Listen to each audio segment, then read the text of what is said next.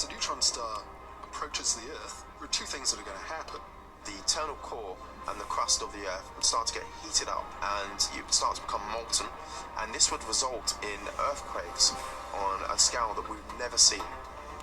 What will happen next is the neutron star's gravitational field will begin to tear away our planet.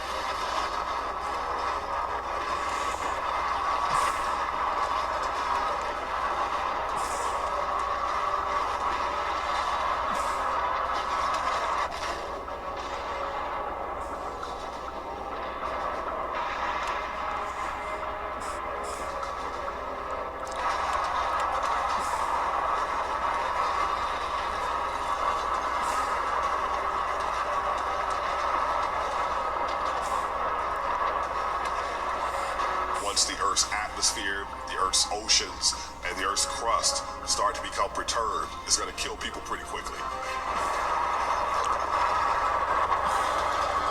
Then I think the Earth's crust will shatter. The hot interior of the planet will essentially spill out into the vacuum of space.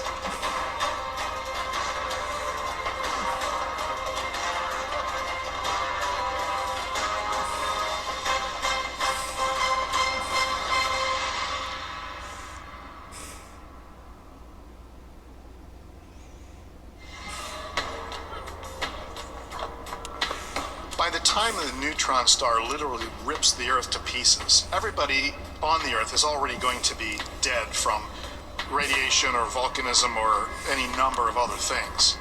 So there won't be anybody there to witness this event, except for the people, of course, on the Ark.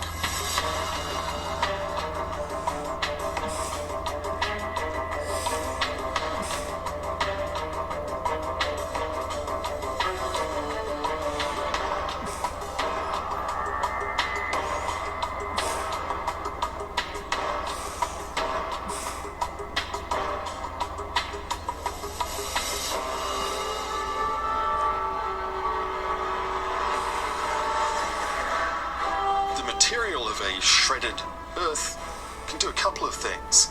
It may fall straight onto the neutron star and result in colossal explosions. It's also possible that it would enter into an orbit around the neutron star as a ring.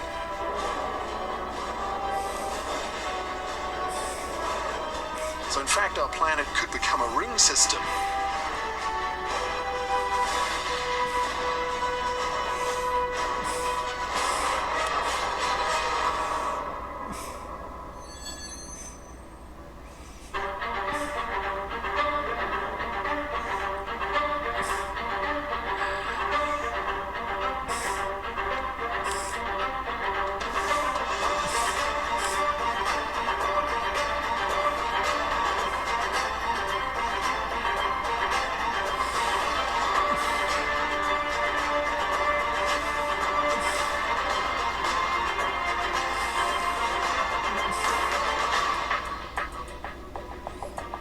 Who's going to be there when we arrive?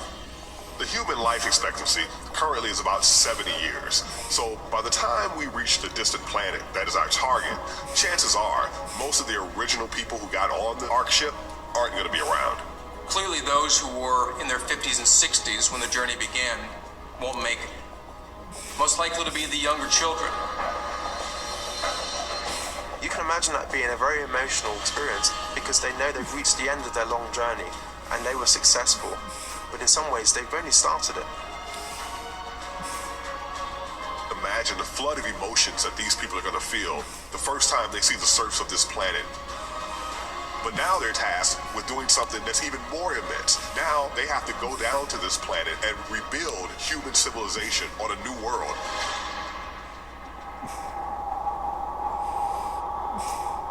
A lot of people would say that thinking about building an interstellar ark and evacuating the planet is kind of a waste of time. I'm not sure that it's something we want to put a lot of effort into without a threat, but it's certainly something we need to be thinking about because sometime in the future, it's inevitable that we're going to want to leave the planet. Hopefully, without being forced to by a catastrophe. This is a crazy thing to think about. It seems like science fiction. The end of the world, no going back, we have to escape, we have to evacuate Earth. But it's really impossible to say that it will never happen. And it's also interesting to think about because it's a question of whether we as a species will ever expand beyond the confines of the planet that gave birth to us. If you look at evolution on Earth, often great migrations and expansions of particular species are initiated because of some disaster that forces that species to move on. We may be the same. It may be that an event like this, as devastating as it is the one thing that ensures that our species will live forever as it propagates out into the universe.